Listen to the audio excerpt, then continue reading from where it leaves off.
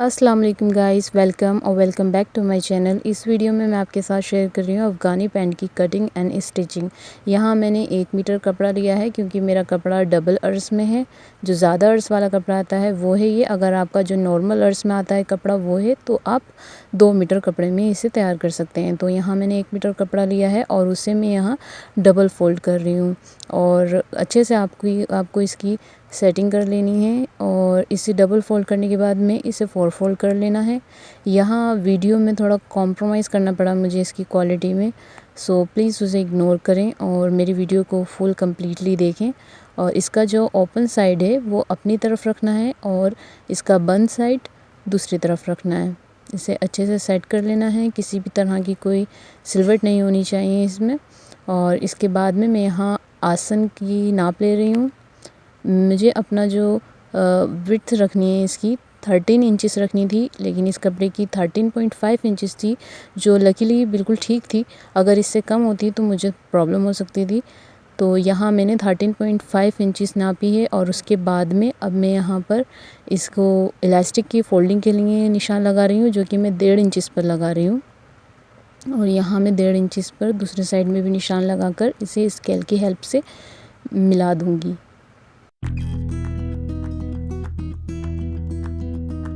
अब यहाँ मैं आसन के लिए नाप ले रही हूँ, जो कि मुझे 14 इंचेस पर रखना है। 14 इंचेस स्टैंडर्ड साइज़ होता है जो अमूमन सबके आ जाता है। तो यहाँ मैंने 14 इंचेस पर निशान लगा लिया है। अब इसके बाद मुझे जो अपनी पैंट की लेंथ रखनी है वो 36 इंचेस रखनी है। मैं यहाँ 36 इंच लेंथ पर निशान लगा लूँगी।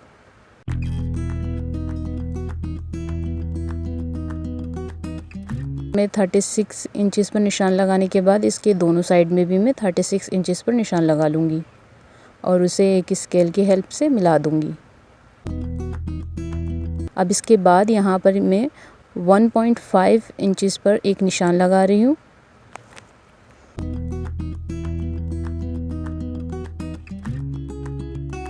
अब इस निशान को लगाने के बाद मैं मोरी पर 12 इंचेस पर एक निशान लगाऊंगी और इस निशान को मैं आसन के निशान से मिला दूंगी। आप चाहें तो हाथ की हेल्प से भी कर सकते हैं और नहीं तो आप स्केल की हेल्प से भी कर सकते हैं। और अब इसे मैं यहाँ से कट कर लूँगी, लेकिन यहाँ से कट नहीं करना है, यहाँ से कट करना है। और क्योंकि यहाँ पर 2 इंचेस में एक बॉर्डर लगाना है जिसमें हम स्लिट्स लगाएंगे। अब यहाँ मैंने इसकी कटिंग कर ली है और एक पट्टी काटी है जो कि हमारी मोरी पर लगेगी, जिसकी लेंथ मैंने 15 इंचेस रखी है और विड्थ 5 इंचेस रखी है। और स्टिचिंग में 1/2 इंचेस आएगा, जिसके बाद में डबल फोल्ड करने के बाद 2 इंचेस हमारा रह जाएगा। और 1.5 इंच मैंने मोरी में से कट किया था, जो इसे लगाने के बाद हमारी लेंथ इसमें कंप्लीट हो जाएगी। और हम इसमें स्लिट्स देते हुए इसे इसके साथ अटैच कर लेंगे। इस तरह हमारी 36 लेंथ जो हमने रखी थी वो कंप्लीट हो जाएगी। अब यहाँ मैंने एक मयानी कट कर ली है, इसे हम आसन के साथ अटैच कर देंगे।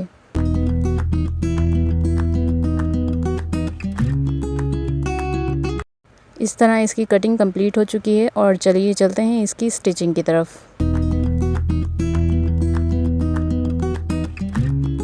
सबसे पहले हम यहाँ आसन ले लेंगे और दोनों पाइचों को अलग कर लेंगे और आसन की तरफ से लेते हुए हम इसमें मयानी स्टिच करेंगे। नीचे की तरफ से आपको इसकी मयानी को अटैच करते हुए जाना है।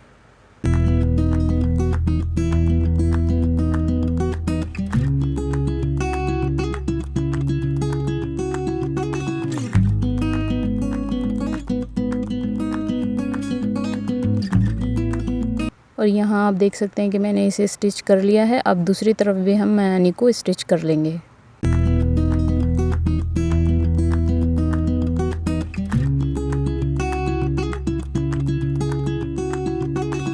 अब इसके बाद हम दोनों पाइचों के आसन को आपस में अटैच कर देंगे।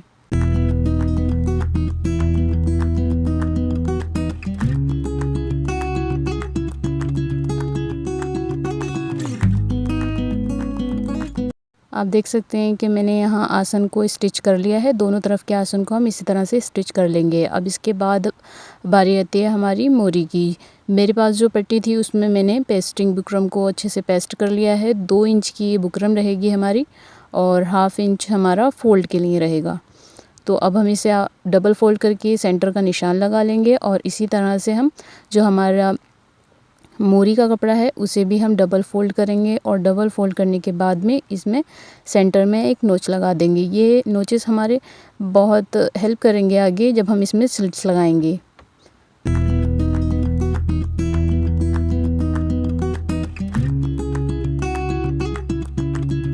अब हम मोरी की पट्टी को मोरी से अटैच करेंगे। जो हमारा मेन फैब्रिक है उसे हम सीधी साइड रखेंगे ऊपर की तरफ और हमारी पट्टी को इसके ऊपर की तरफ रखेंगे।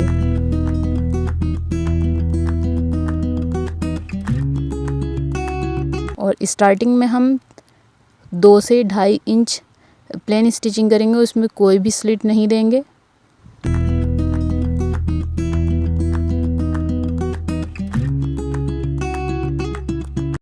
अब इसके बाद हम ऊपर वाली पट्टी को हटाएंगे और अपना जो मेन फैब्रिक है उसमें कुछ स्लिट्स बनाएंगे। हमारी स्लिट्स हम इक्वल होनी चाहिए और इसका रुख हमारा ऊपर की तरफ होगा।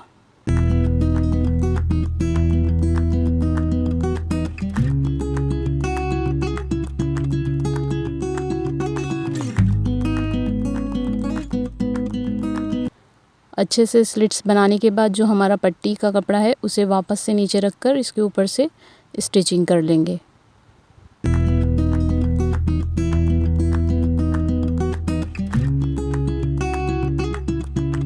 अब हम फिर से वैसे ही करेंगे, इसमें स्लिट्स बनाएंगे और वापस से इसके ऊपर से सिलाई लगा देंगे। इस तरह से हम सेंटर पर आकर रुक जाएंगे और यहाँ पर अब हम अपने स्लिट्स का जो रुख है वो चेंज कर लेंगे।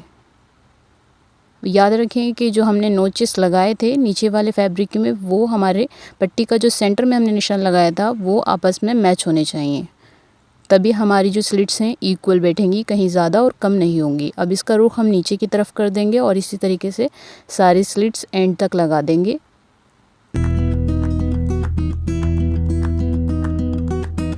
अब हम जो हमारा फैब्रिक है इसे सीधी तरफ पलट लेंगे और उसके बाद में इसमें हम एक टॉप स्टिच लगा देंगे।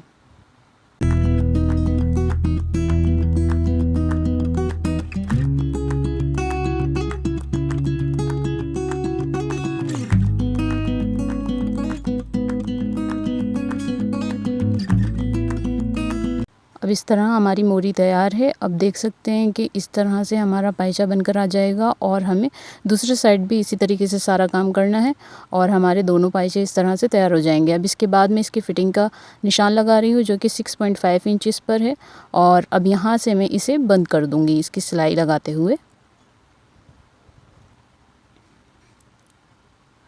और आपने एंड में एक काम करना है, इस तरीके से इसे फ़ोल्ड कर देना है ताकि पहनने के बाद में इसका जो फैब्रिक है नीचे से शो ना हो।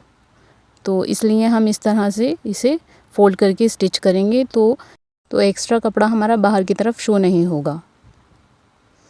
इस तरीके से आपने डबल सिलाई लगा देनी है। छोटी छोटी ट्रिक्स से हम अपनी स्टिचिंग को काफ़ी इम्प्रूव कर सकते हैं। अब हम इसमें इलास्टिक लगा लेंगे।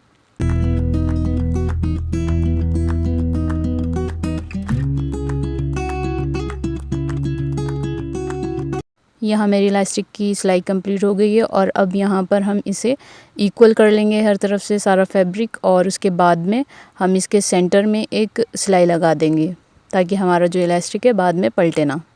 यहाँ मैंने इसके सेंटर में एक सिलाई लगा दी है।